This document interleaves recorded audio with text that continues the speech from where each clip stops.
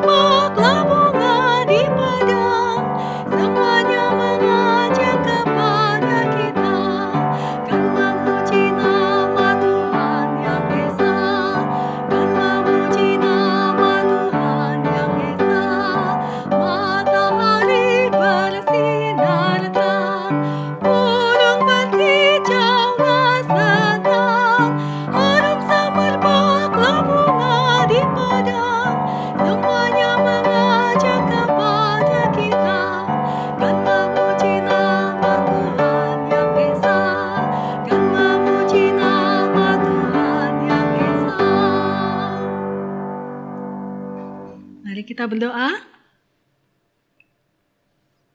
Bapa di surga, kami berterima kasih untuk kesempatan ini kami bisa menyaksikan seri Keluarga Asik episode yang ke-20. Bapa, tolong kami agar kami memiliki hati yang tenang dan siap untuk menyaksikan, untuk mendengarkan cerita firman Tuhan. Dan kami bisa belajar dari cerita firman Tuhan yang nanti akan kami dengar.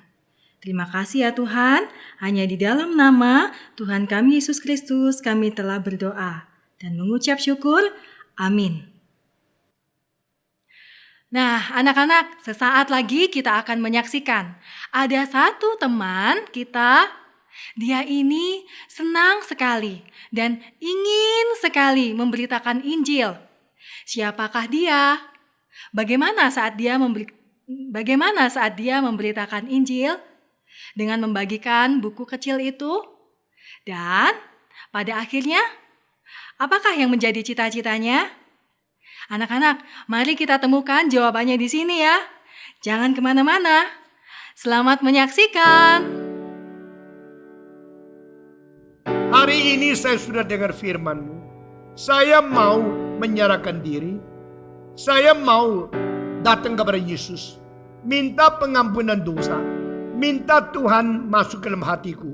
Minta Tuhan mengampuni dosaku. Minta Tuhan memberikan hidup yang baru kepadaku. Siapa yang sekarang mau menerima Tuhan Yesus sebagai juru selamat? Ada orang demikian. Sore ini berjanji menerima Yesus sebagai juru selamat. Ada orang begini. Angkat tangan saudara. Yang mau menerima Tuhan Yesus sebagai juru selamat. Angkat tangan. Siapa lagi? Puji Tuhan. Puji Tuhan. Hampir 90% angkat tangan.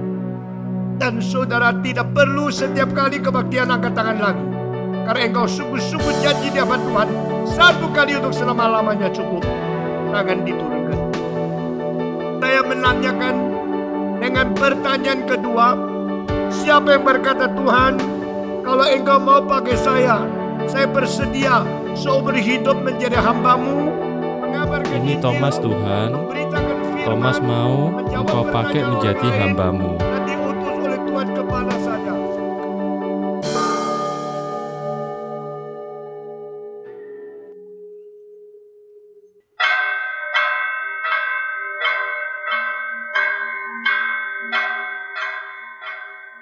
Baiklah anak-anak, pelajaran hari ini cukup sampai di sini. Ingat, kerjakan PR yang Bapak berikan. Tuliskan cita-cita kalian ketika kalian kelak dewasa. Tapi ingat, kenapa kalian memilih cita-cita tersebut? Berikan alasannya ya. Kumpulkan pada minggu depan. Baik, Pak. Iya. Aku masih belum tahu mau jadi apa kalau sudah besar nanti. Felix, kamu kan punya bakat seni. Kamu bisa main piano, bisa menggambar. Jadi mungkin kamu cocok jadi seniman deh. Seniman. Nggak keren jadi seniman. Lalu yang keren seperti apa? Apa ya? Wah, macam mana pula kalian ini? Yang keren saja tidak tahu. Yang keren itu cita-citaku. Cita-citamu apa, Gor? Jadi bintang film. Bintang film. Apa yang kalian tertawakan? Kalian tahu, kalau rambutku ini kusemuting, aku mirip Aliando.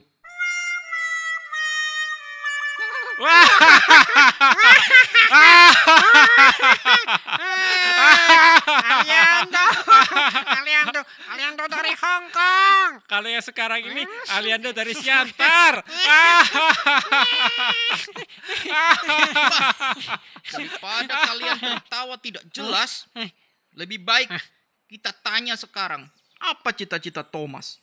Oh, iya. Kalau kamu, Thomas, apa cita-citamu? Aku mau menjadi misionaris. Misionaris?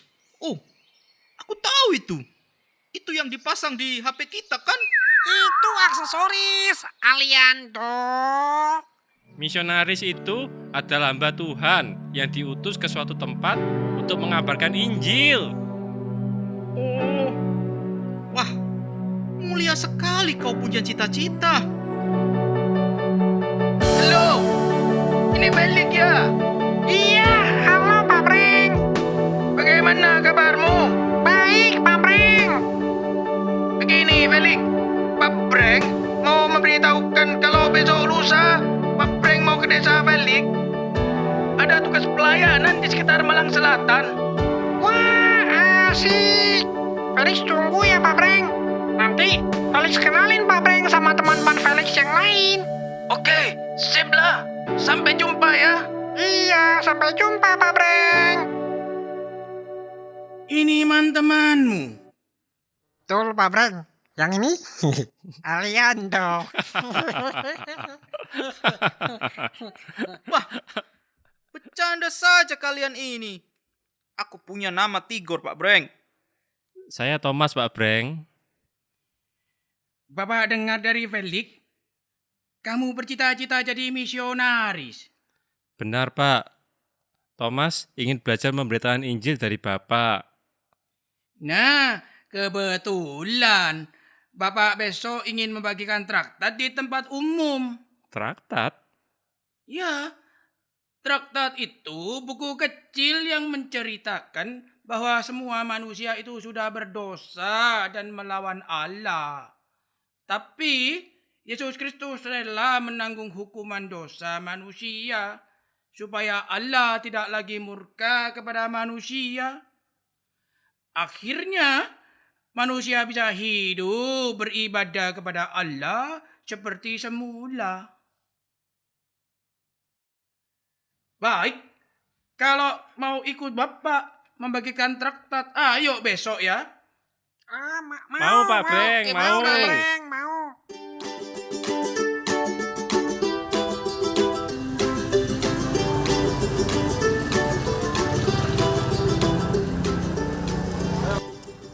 Mas Thomas, Bapak boleh bertanya, kenapa kamu ingin jadi misionaris? Thomas mau mengabarkan Injil. Injil kan kabar baik. Jadi pasti semua orang mau menerima.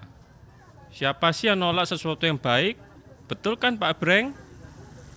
Kenapa kamu berpikir seperti itu? Thomas lihat menjadi misionaris atau pendeta itu enak. Dihormati dan disambut dengan baik. Seperti pendeta di desa Thomas. Thomas lihat Pak Breng juga sama. Disambut baik di mana-mana. Nah, sekarang Pak Breng mau memberi Thomas sebuah tugas. kamu lihat orang yang berkacamata hitam di sana?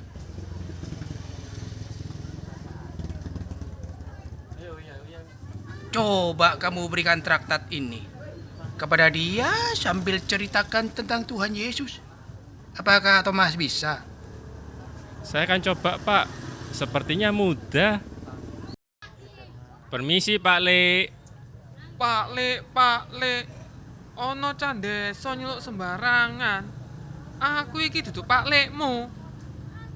Panggil gue Jo, Bang Jo.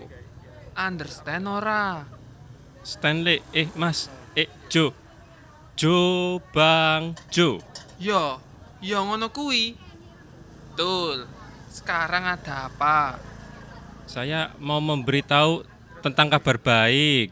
Kabar baik. Sik. Wah, mesti urusan duit lagi nih. Yang namanya rezeki memang tidak lari kemana. Oh, kamu mau kasih sumbangan toh? Ngomong dari tadi dong. Ndi, sini kasihkan Bang Jo. Ora usah kesuwen. Bukan sumbangan, Bang. Ini kabar Injil. Dosa Bang Jo udah ditebus. Dasar bocah. Kowe iki teko ora nggo duit to. Waladala, Ini berita yang membawa keselamatan. Supaya selamat, Bang. aku gak butuh selamat. Selamat sudah di penjara. Aku butuh duit untuk beli sepeda motor anyar. Gawe touring keliling Indonesia. Indonesia. Kowe understand ora? Aneh-aneh wae cah milenial zaman saiki. Tuhan Yesus mengasihi Bang Jo.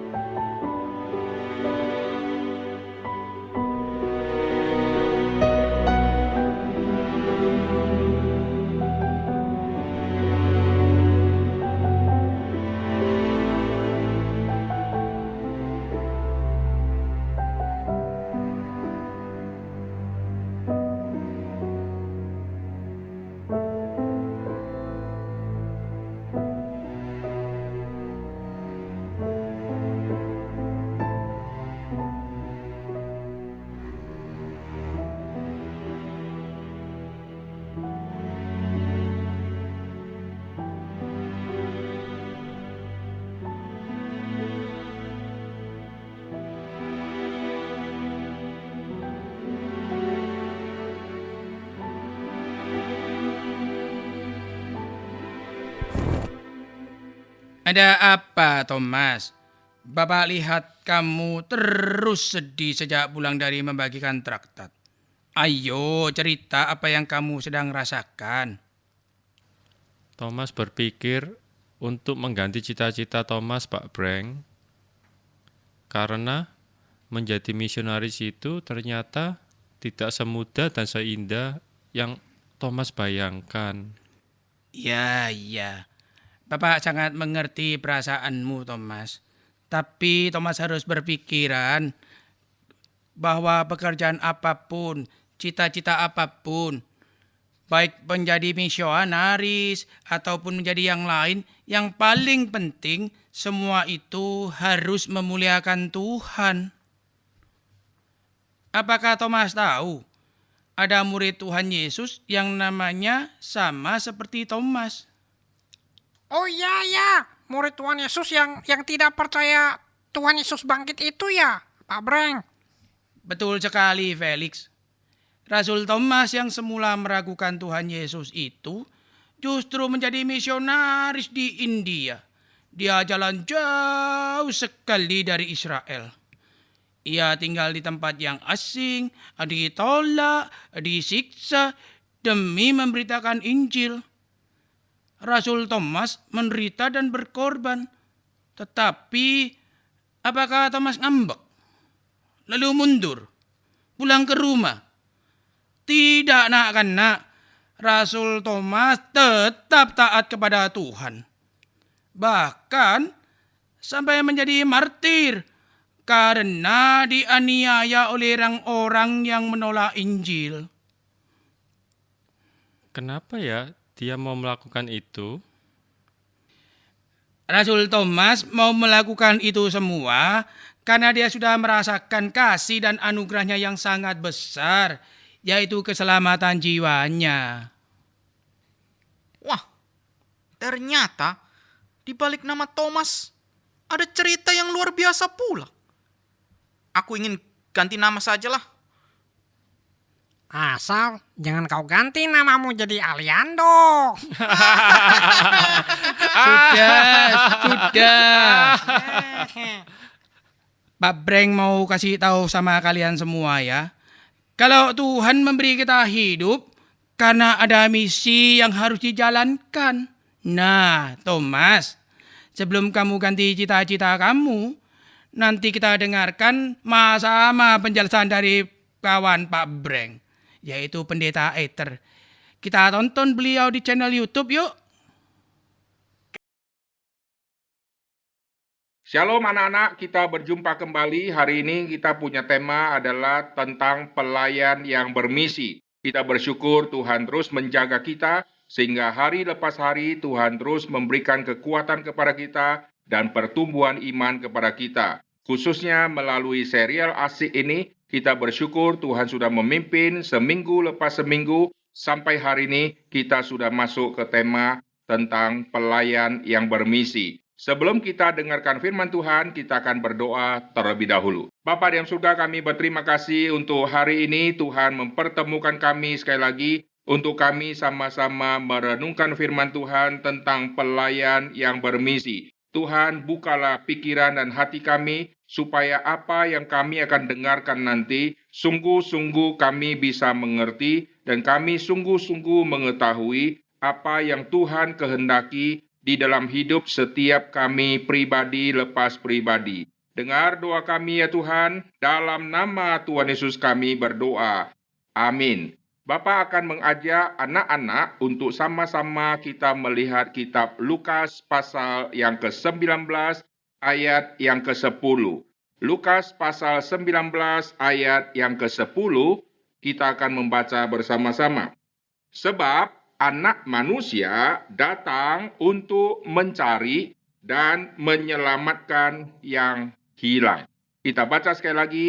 Sebab Anak Manusia datang untuk mencari dan menyelamatkan yang hilang. Nah, anak-anak, waktu kita ada di dalam dunia ini, yaitu pada saat kita dilahirkan di dalam dunia ini, kita semua tidak ada yang mempunyai cita-cita. Waktu kita dibesarkan oleh mama, kita seorang bayi, kita tidak pernah bisa tahu yang mana mamaku, yang mana papaku. Kita tidak tahu tangan kanan yang mana, tangan kiri yang mana. Lalu kita dijaga oleh mama, dijaga oleh papa. Nanti lambat laun kita mulai besar,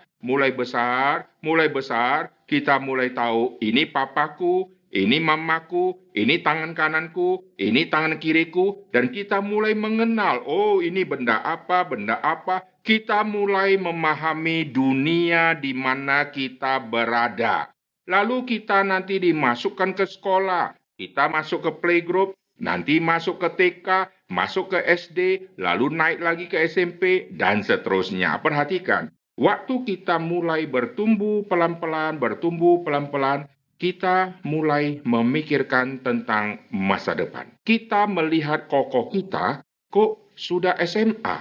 Kita melihat lagi koko kita yang pertama sudah kuliah. Sekarang saya kok masih kecil. berarti kelak saya akan seperti mereka. Lalu kita lihat, kok papa saya tua, kok papa saya ada kerja, kok mama saya juga masak. Lalu kita mulai mikirkan, kalau begitu kelak saya besar, kalau saya seorang laki-laki, saya akan seperti papaku. Kalau saya seorang wanita, saya akan seperti mamaku. Oh, kalau begitu ada hari depan di depan saya. Nanti setelah saya besar, saya mau jadi apa ya? Maka mulai muncul pikiran di dalam diri seorang anak, yaitu waktu dia melihat umur dia sudah makin bertambah, dia mulai melihat koko dia makin lama, makin besar, akhirnya harus pergi kuliah di tempat yang jauh, lalu pergi kerja, lalu dia mulai mikir, kelak saya juga akan menuju kepada umur seperti itu. Kalau begitu, nanti saya sudah besar, saya kuliah di mana? Setelah kuliah, saya kerja di mana? Setelah kerja, saya kelak mau jadi apa? Biasanya, anak-anak di sekolah, kadang-kadang guru tanya mereka, kamu nanti kalau sudah besar, kamu mau jadi apa? Saya belum tahu, Bu. Lalu kamu bagaimana? Saya juga belum tahu, Bu. Menurut mama saya inginnya kelak saya belajar piano sehingga nanti bisa melayani Tuhan. Oh, kalau kamu bagaimana? Saya tidak bisa, Bu. Saya main piano tidak bisa. Saya hanya bisa nyanyi. Saya mau menjadi penyanyi. Nah, tahun itu dia ditanya, dia jawabnya seperti itu. Nanti tahun depan, waktu ditanya lagi, nanti bisa berubah. Yang tadi suka piano, kita tanya, gimana? Kamu sudah persiapan setahun belajar piano sampai di mana? Tidak jadi, Bu. Saya tidak ada bakat main piano. Saya mau jadi pilot saja. Nah, lihat, orang-orang waktu dia bertumbuh secara umur, nanti ada terjadi perubahan-perubahan yang sangat banyak di dalam diri orang tersebut untuk cita-cita dia di depan. Kenapa bisa berubah? Karena kita tidak tahu hari depan kita seperti apa. Sehingga ada orang yang terus dia rubah, sampai akhirnya bisa rubah sampai 10 kali. Karena manusia sangat terbatas, kita tidak tahu hari depan kita. Akhirnya banyak orang mikir, lebih baik saya menjadi seorang pengusaha saja. Waktu saya bingung, saya tidak tahu masa depanku bagaimana, maka saya tanya petunjuk mama, saya tanya petunjuk papa. Lebih baik saya nanti menjadi apa? Akhirnya mama katakan kau harus jadi A, kau harus jadi B, kau harus jadi C. Akhirnya saya bingung, yang mana? Mama bilang terserah kamu, nanti kamu yang putuskan. Nah, waktu tanya mama, tanya papa, tanya guru, tanya teman, semua orang kasih pendapat-pendapat yang berbeda. Nah, kita menjadi bingung. Karena tanya mereka jawabnya begini. Tanya yang lain, jawabnya begini. Waktu tanya saya juga berkata, saya tidak tahu, aku mau pilih yang mana. Nah, perhatikan. Ini dialami oleh setiap manusia waktu ditanya, kamu nanti besar mau jadi apa?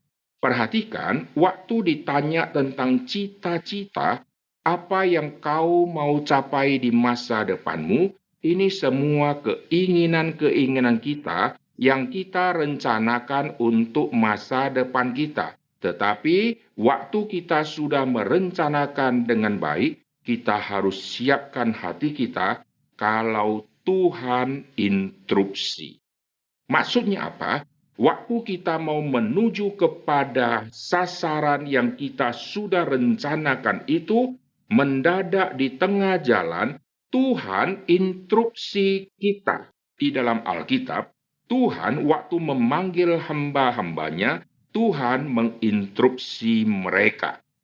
Waktu Daud menjadi gembala kambing domba ayahnya, pasti ayahnya punya rencana untuk si Daud. Daud waktu kecil juga pasti punya rencana untuk masa depan dia. Tetapi mendadak Tuhan interupsi. Yaitu apa? Tuhan memakai Samuel untuk nanti mengurapi Daud menjadi raja. Waktu Daud seorang yang masih sangat muda, Kalau ditanya temannya, setelah kau besar, kau mau jadi apa? Paling-paling dia cerita, saya mau jadi pengembala kambing domba seperti tetanggaku. Nah, saya mau jadi ini, seperti A, seperti B, seperti C, dan seterusnya. Pasti tidak pernah dia terpikir, saya mau jadi raja. Begitu dia ngomong, saya mau jadi raja, semua teman-temannya akan mentertawakan dia. Perhatikan, Tuhan menginstruksi lalu menjadikan Daud seorang raja yang luar biasa. Di dalam perjanjian baru, rasul-rasul yang adalah sebelumnya nelayan-nelayan, Yesus instruksi di dalam hidup mereka, Yesus memanggil mereka, ikutlah aku. Lalu satu persatu mereka meninggalkan jalannya, lalu mereka mengikuti Tuhan Yesus. Waktu mereka mengikuti Tuhan Yesus, ikut Tuhan Yesus kemana? Mereka tidak tahu hari depan mereka akan menuju kemana. Karena Yesus tidak memberitahukan secara detail hari depanmu akan menjadi apa. Yesus hanya mengatakan, ikutlah aku, kamu akan kujadikan penjala manusia. Penjala manusia yang seperti apa? Apa yang harus saya lakukan di masa depan? Semua tidak dikasih tahu secara detail. Tetapi Yesus sudah memberitahukan satu rahasia, kamu akan menjadi penjala manusia. Oh, para nelayan akan pikir begini, saya seorang nelayan, saya menjala ikan. Ikan yang sudah saya jala, saya akan naikkan ke darat. Lalu setelah itu, saya akan pilih-pilih ikan yang besar sama ikan yang kecil-kecil. Ikan yang besar, ini harganya sekian. Ikan yang kecil, karena terlalu kecil, maka saya lepaskan atau saya buang saja. Ikan yang besar, saya siapkan nanti untuk dijual. Dan saya bisa dapatkan uang. Nanti besok saya pergi tangkap ikan lagi, saya bawa lagi ke darat, lalu saya jual lagi. Lalu orang yang sudah beli ikan itu, orang itu akan potong, orang itu akan makan. Ikan yang saya sudah jual, saya dapat uang. Ikan yang masih sisa, saya potong dan saya makan bersama dengan keluargaku. Oh, para nelayan mengerti. Penjala ikan, tangkap ikan untuk ikan dijual. Tangkap ikan untuk ikan dimakan. Tangkap ikan, kalau yang terlalu kecil, buang saja. Lalu apa maksudnya dengan penjala manusia? Apakah saya tangkap manusia, saya jual manusia? Saya tangkap manusia, saya potong, saya makan. Saya tangkap manusia, yang kecil-kecil saya buang. Apakah seperti itu? Yesus tidak menjelaskan kepada mereka. Tetapi mereka akan dirubah menjadi penjala manusia. Lihat, penjala ikan sama penjala manusia, ini bedanya di mana? Penjala ikan tangkap ikan untuk dijual dan dimakan. Penjala manusia tangkap orang ini, bawa kembali kepada Kristus. Nah, perhatikan tema ini. Kamu akan kujadikan menjadi penjala manusia. Itulah misi yang sangat besar yang Yesus siapkan untuk para murid yang mengikuti Dia. Ayat yang tadi kita baca, anak manusia datang untuk mencari dan menyelamatkan yang hilang. Perhatikan dua kata kerja ini, anak manusia datang mencari dan menyelamatkan. Dua kata kerja ini sangat penting. Yang pertama adalah mencari. Yesus datang ke dalam dunia ini mencari. Mencari siapa? Mencari dan memilih para rasul. Kedua, Yesus datang mencari, menyelamatkan yang hilang, yang berdosa, dibawa untuk kembali kepada Kristus dan diperdamaikan dengan Bapa. Jadi misi Yesus yang sangat besar, Yesus datang ke dalam dunia mencari. Petrus dan semua nelayan, mereka tidak pernah mencari Tuhan Yesus. Mereka terus menjala ikan. Tapi Yesus datang mencari, memilih. Jadi semua yang bisa menjadi rasul Tuhan Yesus, bukan mereka yang memilih Tuhan Yesus.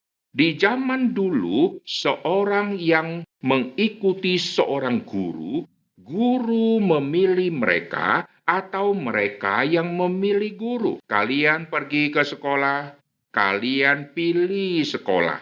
Kalian pilih-pilih saya mau sekolah di mana. Tetapi kalian yang punya uang begitu banyak, kalian yang sudah pilih sekolah, keputusan terakhir bukan di kalian. Keputusan terakhir ada di sekolah. Sekolah berkata, aku tidak menerima kalian. Atau, kami sekolah tidak menerima kalian lagi karena pendaftaran sudah ditutup, semua kursi sudah penuh. Kalian punya uang sebanyak apapun, tidak mungkin bisa masuk ke sekolah itu. Penentunya adalah sekolah. Perhatikan, di zaman waktu dulu, orang-orang memilih guru karena mereka bisa bayar gurunya. Guru-guru dibayar, mereka pilih guru yang mana yang cocok. Yang ini tidak cocok, dia ganti guru yang lain. Yang ini tidak cocok, dia ganti lagi yang lain. Tetapi untuk Tuhan Yesus, bukan murid Yesus yang memilih Yesus, tapi Yesus yang memilih mereka. Yesus yang mencari mereka. Oleh sebab itu, waktu Yesus mencari Matius, Yesus mengunjungi Matius yang sedang duduk di rumah cukai.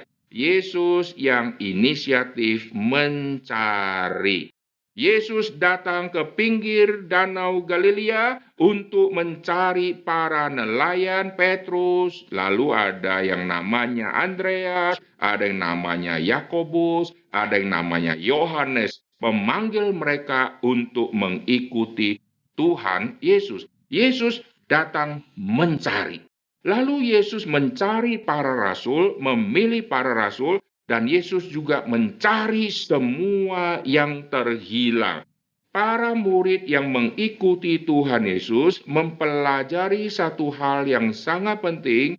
Kami yang sudah dibesarkan oleh mama dan papa, kami mungkin cita-citanya melanjutkan usaha papa. Kalau papa nelayan, kami akan jadi nelayan. Tapi mendadak di dalam hidup mereka diinstruksi oleh Tuhan Yesus dan mereka harus meninggalkan segala sesuatu, lalu sekarang mereka mengikuti Tuhan Yesus dan mereka dipersiapkan untuk menjadi penjala manusia. Penjala yang seperti apa?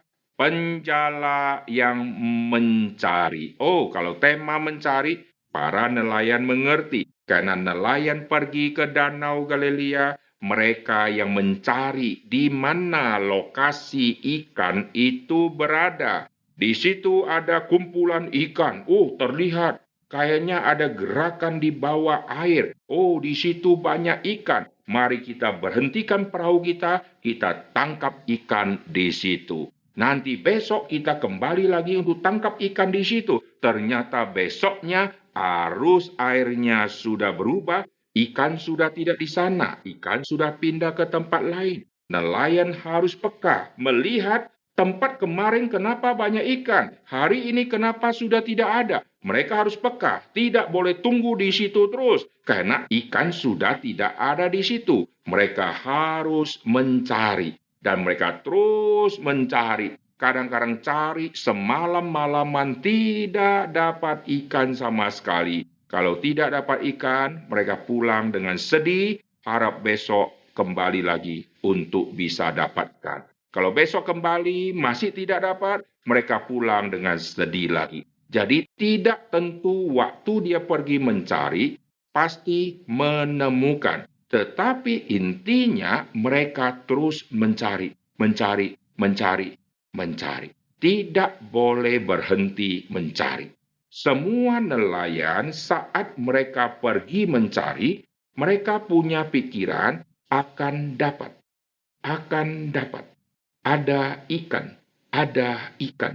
Kalau Danau Galilea sudah tidak ada ikan sama sekali, tidak mungkin ada perahu-perahu nelayan untuk pergi menangkap ikan.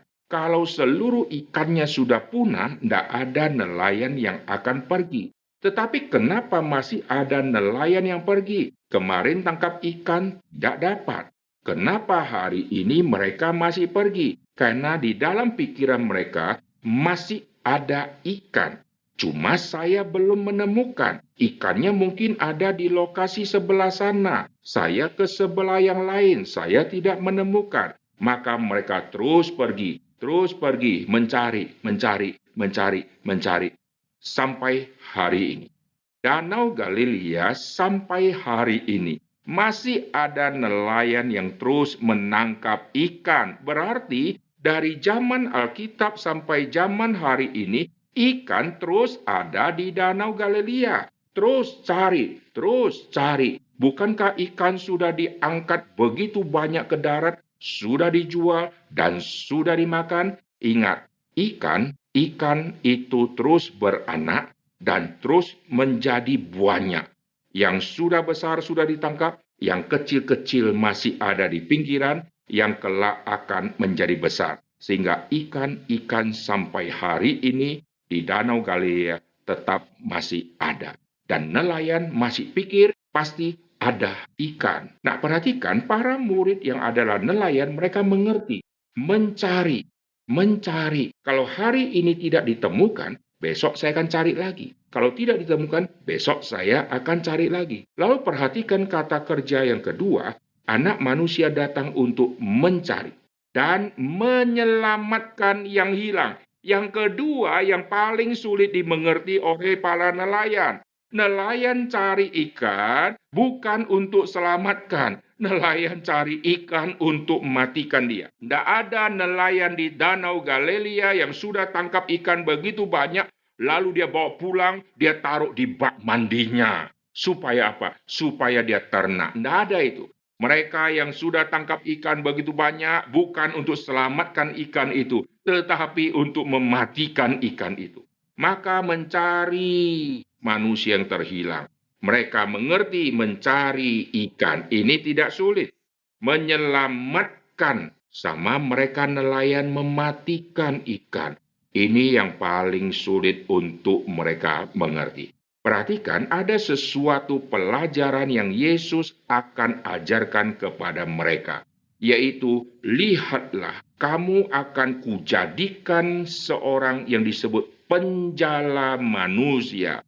Contohnya siapa? Saya harus mengikuti siapa? Meneladani siapa? Meneladani Yesus. Oleh sebab itu, mereka yang sudah dicari oleh Tuhan Yesus, dipilih oleh Tuhan Yesus menjadi rasul-rasul, mereka akan mengikuti Tuhan Yesus. Yesus berjalan di depan, memimpin mereka untuk mencari yang terhilang.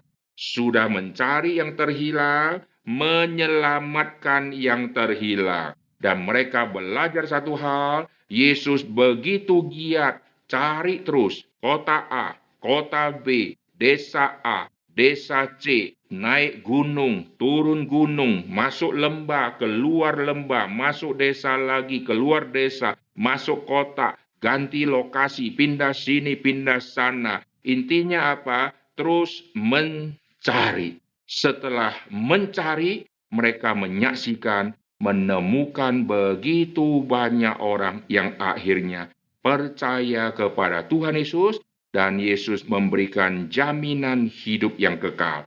Dan mereka mulai mengerti. Mencari yang terhilang, menyelamatkan mereka, yaitu dengan cara apa? Bukan dengan cara dipotong dan dijual. Dengan cara apa? Melihat Yesus yang akan mengorbankan dirinya.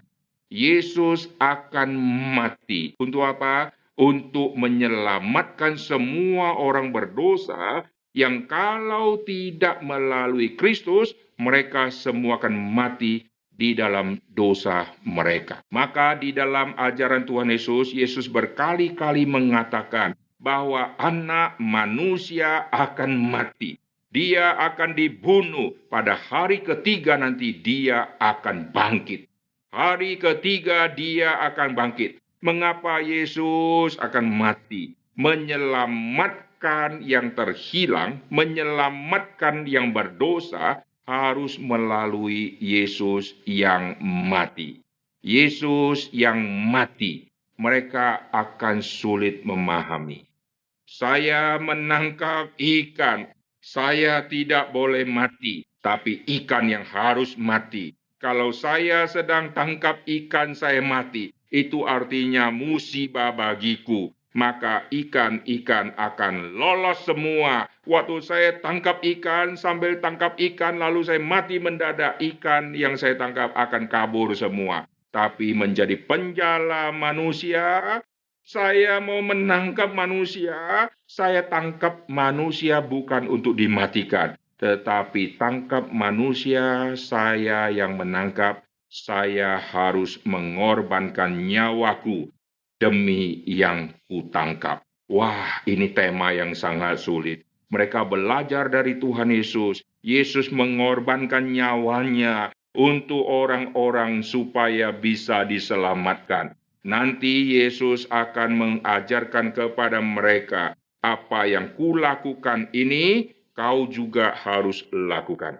Akhirnya nanti para murid akan menjadi saksi Kristus dengan mencari dan menyelamatkan yang hilang, sambil mereka rela menyerahkan nyawanya. Oleh sebab itu, rasul-rasul selain Yudas Iskariot yang mati bunuh diri, rasul-rasul yang lain, semua mereka demi cinta Kristus, demi Injil keselamatan. Mereka pergi kabarkan Injil, mencari manusia terhilang, menyelamatkan mereka melalui berita Injil Kristus Yesus. Mereka yang memberitakan, mereka akhirnya dibunuh. Demi mengasihi semua ini, mereka rela menyerahkan nyawa mereka. Ini berbeda waktu mereka sebagai nelayan yang menangkap ikan. Demi saya bisa hidup, saya harus mengorbankan semua ikan supaya saya dapatkan uang untuk saya belanja, untuk saya makan. Demi keluargaku bisa hidup, saya harus potong ikan-ikan ini untuk mereka masak dan mereka bisa makan. Sekarang demi manusia yang terhilang ini hidup, saya yang harus mengorbankan diri. Wah, ini yang paling susah. Tetapi mereka terus belajar dari Tuhan Yesus. Bagaimana Yesus mempersiapkan dirinya menjadi korban tebusan bagi banyak orang. Mencintai manusia yang berdosa, selamatkan mereka dengan Yesus mati untuk mereka. Sehingga mereka beroleh hidup yang kekal. Nanti para rasul yang sudah dididik oleh Tuhan Yesus. Pada saat Yesus sudah mati, Yesus sudah bangkit. Saat Pentakosta, Roh Kudus dicurahkan. Mereka satu persatu akan bangkit berdiri. Yang sebelumnya mereka kecewa karena ikut Yesus, kok Yesus mati. Mereka kunci pintu, mereka salah mengerti. Yesus sudah berkata, Yesus akan mati. Kalau Yesus tidak mati, tidak ada pengharapan. Dan Yesus yang mati, dia harus bangkit. Kalau harus bangkit, tidak usah saya bersedih. Karena hari ketiga Yesus akan kembali lagi. Mengapa saya berkabung? Oh, mereka kecewa karena mereka salah mengerti tentang kalimat Tuhan Yesus. Yesus harus mati. Yesus harus bangkit. Mereka tidak percaya tema itu. Tetapi nanti setelah Yesus bangkit, Yesus mengingatkan kepada mereka semua apa yang dia katakan sebelumnya. Dia akan mati dan hari ketiga akan bangkit. Yesus kasih tahu kepada mereka bahwa Yesus sudah bangkit. Nanti semua mereka dikumpulkan kembali pada hari Pentakosta. Mereka yang tadinya takut, sekarang mereka bangkit berdiri. Mereka memberitakan Injil. Petrus berdiri dan berkhotbah. 3.000 orang bertobat. Lalu yang lain-lain satu persatu mereka akan pergi. Pergi dalam rangka apa? Mencari dan menyelamatkan yang hilang. Karena mereka meneladani Kristus, maka sekarang mereka pergi. Mereka tidak pernah lagi menghitung untung rugi diri sendiri. Yesus yang begitu rajin, masuk kota, masuk desa, naik gunung, turun gunung, masuk lagi ke desa, ke kota, masuk sana, masuk sini. Akhirnya nanti di hari Pentakosta, mereka akan menjelajah, lalu mereka akan masuk ke tempat-tempat yang begitu jauh, yang dulu mereka tidak pernah pergi sama sekali. Untuk apa? untuk mencari yang terhilang, untuk menyelamatkan mereka melalui apa? Berita Injil. Yesus sudah mati. Yesus sudah bangkit.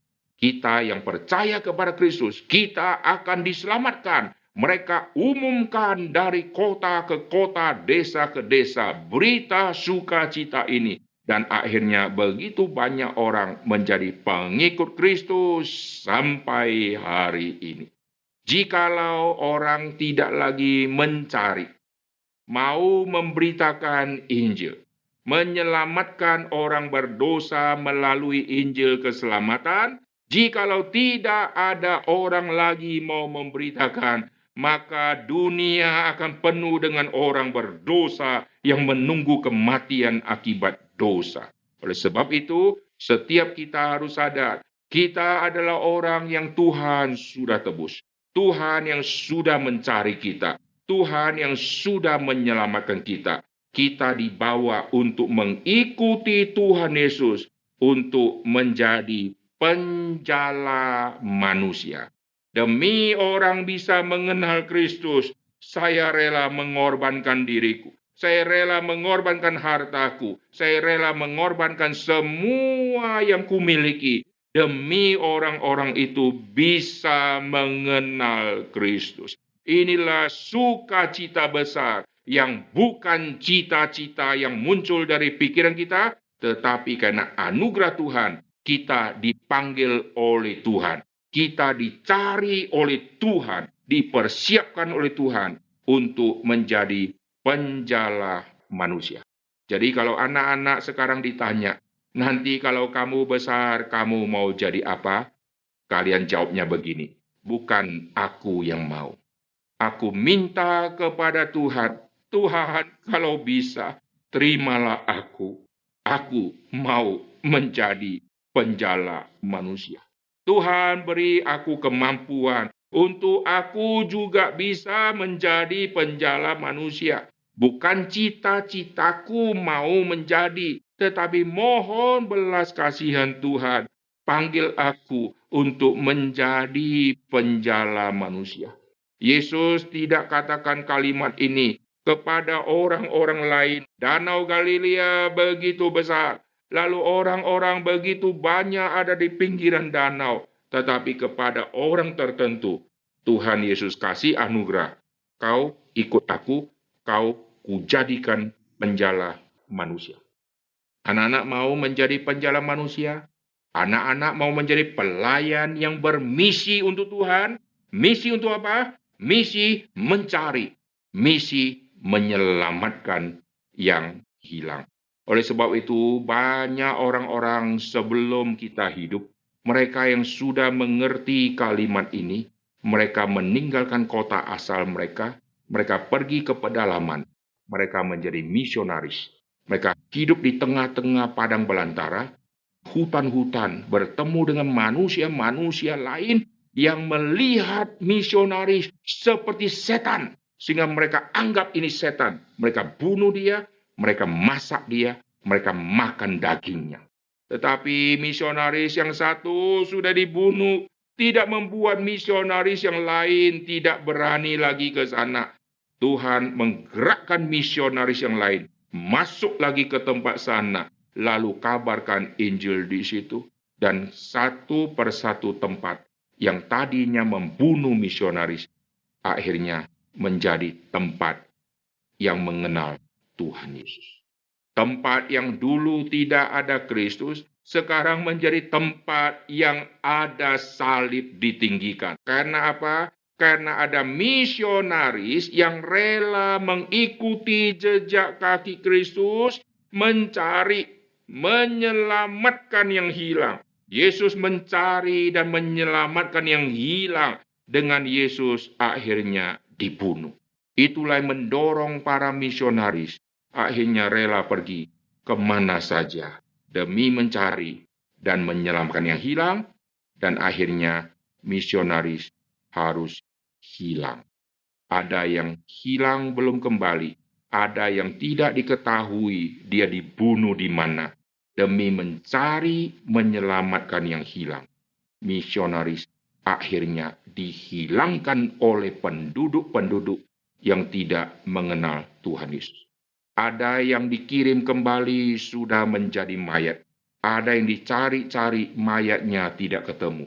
Tetapi mereka yang mati di dalam Tuhan, mereka yang mengorbankan dirinya seperti itu, mereka bukan hilang. Mereka ada bersama dengan Tuhan, mendapat penghiburan dengan Tuhan di sorga yang permai. Di bumi tidak ditemukan mayat mereka, tetapi mereka ada bersama-sama dengan Tuhan selama-lamanya di sorga. Itulah sukacita besar. Kita terlibat mencari dan menyelamatkan yang hilang. Mari kita berdoa. Bapa di dalam surga, kami berterima kasih untuk firman Tuhan yang sudah kami dengarkan ini. Tuhan pimpin setiap kami. Di masa kami kanak-kanak, kami kurang mengerti apa yang harus kami kerjakan untuk masa depan kami. Tetapi melalui firman Tuhan hari ini, Tuhan ingatkan kami. Tuhan yang mengerti sejarah, Tuhan yang memiliki sejarah, Tuhan yang memiliki masa depan kami. Tuhan libatkanlah kami dan jadikan kami menjadi penjala-penjala manusia. Kami rindu kami juga dilibatkan oleh Tuhan untuk mencari dan menyelamatkan yang hilang. Jadikan kami pelayan-pelayan Tuhan yang sudah ditebus oleh Tuhan, pelayan-pelayan yang bermisi, pelayan-pelayan yang mengikuti jejak kaki Kristus, yang rela mencari, menyelamatkan yang hilang, meskipun kami akhirnya dibunuh, kami akhirnya harus menderita, kami akhirnya harus ditolak, tetapi kami terus akan mencari, kami terus akan pergi, menyelamatkan yang hilang dengan berita Injil keselamatan. Itulah berita sukacita yang harus dikhotbahkan di semua provinsi, di semua negara, di semua suku, di semua kota, dan di semua desa. Terima kasih Tuhan, dengar doa kami. Dalam nama Tuhan Yesus kami berdoa. Amin. Anak-anak, kita akan melanjutkan acara berikutnya. Kita akan menyanyi memuji Tuhan. Saya serahkan kepada MC yang memimpin acara di episode hari ini. Tuhan menyertai. Shalom. Nah, kita sudah menyaksikan cerita dari teman-teman kita tadi. Ada Thomas, Felix, Tigor, Pak Breng, dan juga cerita firman Tuhan yang disampaikan oleh Pendeta Aiter. Dan pada akhirnya kita mengetahui kalau Thomas ingin bercita-cita sebagai misionaris. Anak-anak, saat kita memberitakan Injil, kadang kita merasa takut, atau kita merasa malu, atau bahkan kita merasa gak peduli. Atau bahkan kita mengalami kesulitan, kita mengalami masalah saat kita memberitakan Injil. Tapi ingat anak-anak, kita bisa berdoa, minta kepada Tuhan, agar kita punya hati yang taat, dan kita diberikan keberanian untuk memberitakan Injil. Ibu akan mengajak kita menyanyi satu pujian, lagu Maju Laskar Kristus. Mungkin anak-anak tidak sering mendengar lagu ini, tetapi gak apa-apa, kita belajar, kita latihan, belajar nyanyi sama-sama ya. Anak-anak, pujian di dalam lagu ini ada kata majulah berperang. Maksudnya bukan berperang secara fisik, menunjukkan kekuatan kita, atau berperang menggunakan senjata, tembak, dor, atau menggunakan tombak yang panjang, menggunakan pesawat tempur, atau menggunakan meriam, atau yang lainnya. Bukan itu. Melainkan berperang melawan kuasa setan. Dan senjata yang kita pakai adalah firman Tuhan. Karena hanya firman Tuhanlah yang dapat mengalahkan kuasa setan dan membawa manusia kembali kepada Tuhan dan memperoleh hidup yang kekal. Mari anak-anak kita pujikan lagu ini.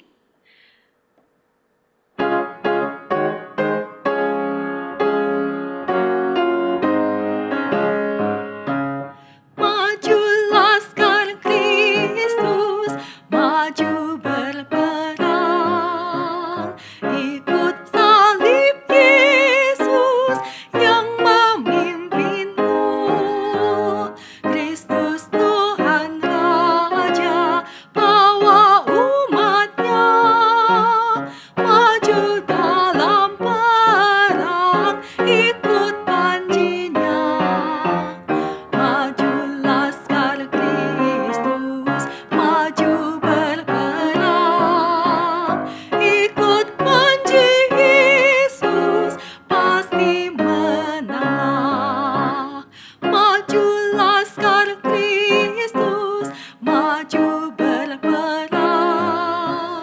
ikut salib Yesus yang memimpinku.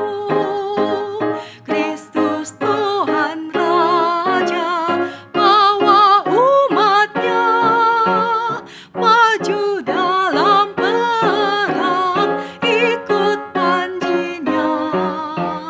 Maju laskar Kristus, maju berperang, ikut panji Yesus, pasti menanglah.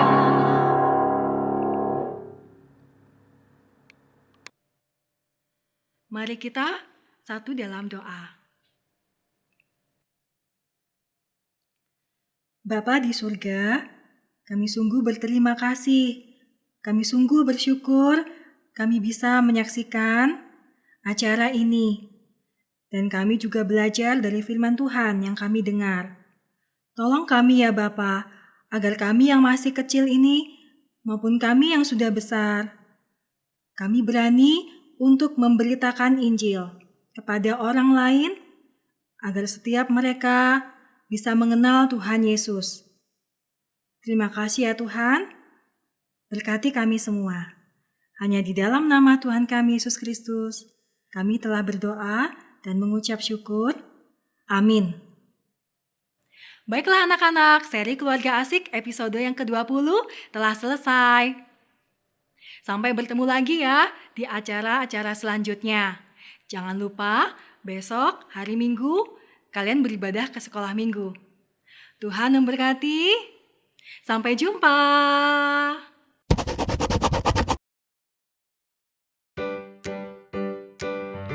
Sekarang waktunya kalian maju ke depan.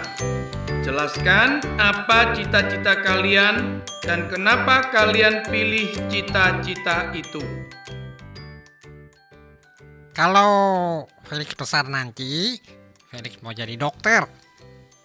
Soalnya Felix mau dipakai Tuhan untuk menolong orang-orang sakit dan menyelamatkan nyawa manusia. Tigor ingin seperti Pak Guru yang menolong Tigor belajar dan menjadikan Tigor pintar. Jadi, Tigor ingin menjadi guru ketika besar nanti. Cita-cita Thomas mau menjadi misionaris, supaya banyak orang mengenal Tuhan Yesus dan memperoleh hidup yang kekal.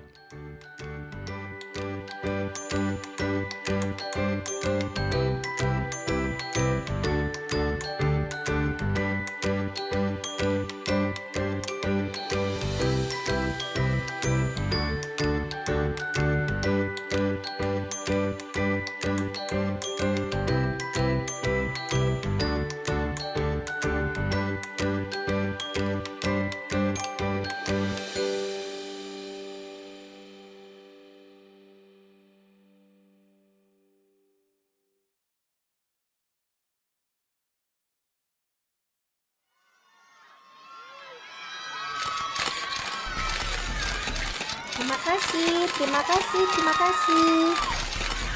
Terima kasih.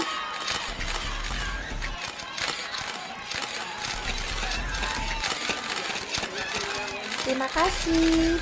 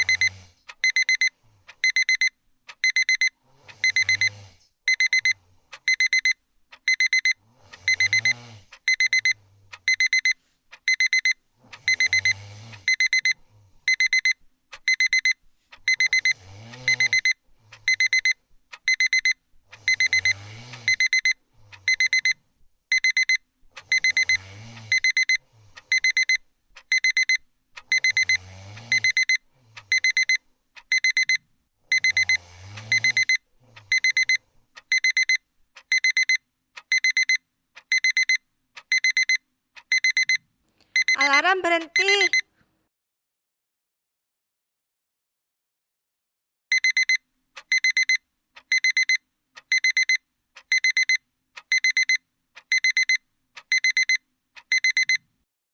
Alarm diam. Tidak bisa, tidak bisa. Ini waktunya syuting. Ini waktunya syuting. Oh no, ini waktunya syuting. Aku bisa terlambat. Kembang berkembang, berkembangkan cinta ini yang telah lama menduduki dan bertahta di dalam sanubari. Non Cika, pagi non. Woi, iya sampai lupa.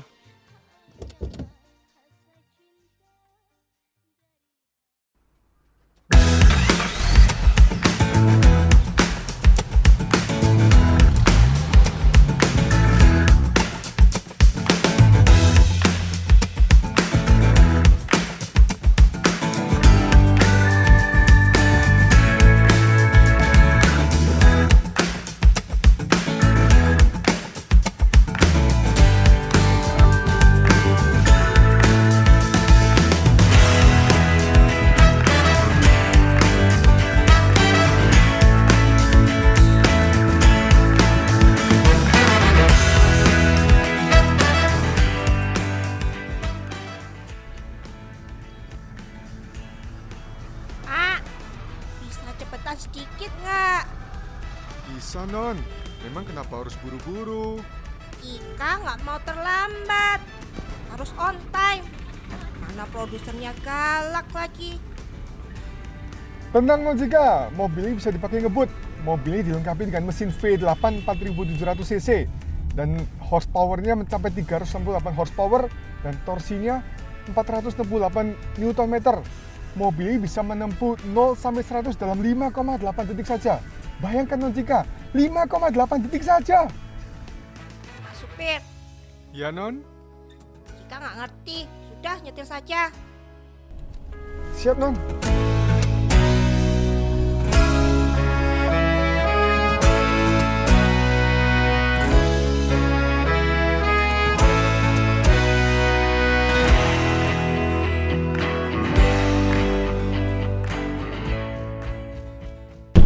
Aduh, Hati-hati kau.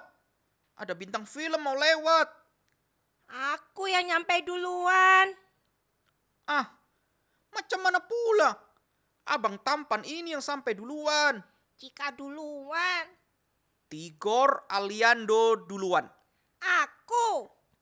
Ya akulah. Cika menangis nih. Tigor tidak terpengaruh oleh akting nangismu itu. Begini saja, kita shoot. Siapa yang menang, dia yang duluan masuk. Baik, deal. Hahaha. Tigor yang menang, aku yang masuk duluan.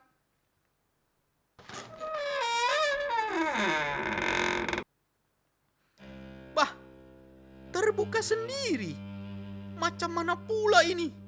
Kok gelap ya? Begini saja. Abang pikir-pikir lagi. Kalau Cika menangis, abanglah yang repot. Biar Bang Tigor yang mengalah. Silakan, Cika yang cantik ini masuk duluan. Ladies first.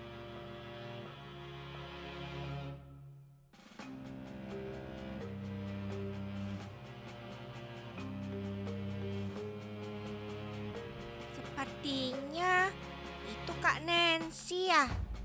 Kak Nancy. Kak.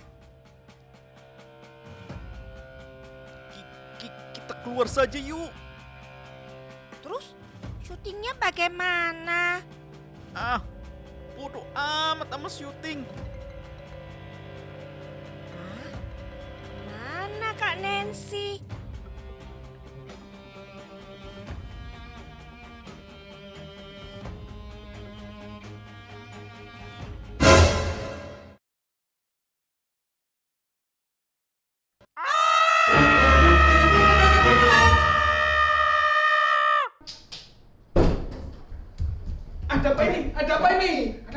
siapa nih?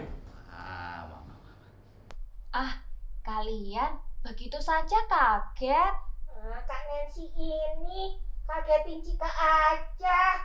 Iya, jantung aku bisa copot nih kak. Masa? Tapi kalian sedang apa di sini? Kan kita mau syuting. Syuting? Tigor lagi semangat-semangatnya syuting nih. Iya. Syuting? Gak ada syuting hari ini. Kita kan sedang persiapan untuk BCN. Cika lupa. Nah, sekarang Pak Leo akan kasih beberapa pengumuman. Yuk kita bersama-sama kasih pengumuman supaya pemirsa dan anak-anak semua tahu ada pengumuman apa yang akan Pak Leo sampaikan. Anak-anak, BCN atau Bible Camp Nasional akan diadakan tanggal 21 Juni sampai dengan 24 Juni 2021. Akan dilaksanakan dari Senin sampai dengan Kamis pukul 8 sampai dengan 12. Anak-anak, ayo ikut semua ya. Jangan lupa daftarkan diri kalian mulai sekarang. Serial Keluarga Asik akan libur tayang tanggal 26 Juni dan 3 Juli. Dan serial Keluarga Asik akan tayang kembali tanggal 10 Juli. Sampai jumpa teman-teman. Kita berjumpa lagi di tanggal 10